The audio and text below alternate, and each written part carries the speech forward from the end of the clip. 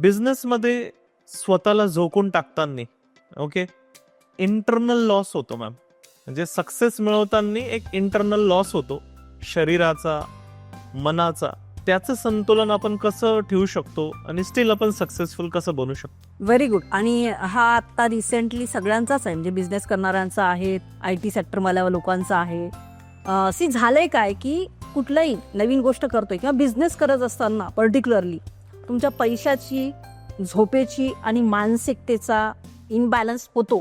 कारण तुम्ही ज्या गोष्टी रुटीन आहेत त्यापेक्षा वेगळं काहीतरी करताय. आणि जेव्हा कुठलीही गोष्ट वेगळं काही करताय तर तेव्हा तुम्हाला टाईम, मनी आणि एनर्जी या तिन्ही गोष्टी जास्त द्याव्या लागतात. म्हणजे आता X देत असाल तर 10X द्यावे लागतात. सो हे करत असताना बऱ्याचदा उद्योजकाला मी माझा डील करून घेईल, मग थॉट प्रोसेसवरती मीच डील करेल, हेल्थ वाईज मीच करेल, तर असं करू नका. कारण self learning is good, but self लर्निंगला तुम्हाला लिमिटेशन येतातच. So find a good mentor. कारण मेंटॉर फाइंड करणे किंवा मेंटॉर असणे म्हणजे ते तेवढ्यापुरतंच ज्ञान नसतं, तर लाईफ लॉंग तुमच्यासोबत असणारं गायडन्स असतं.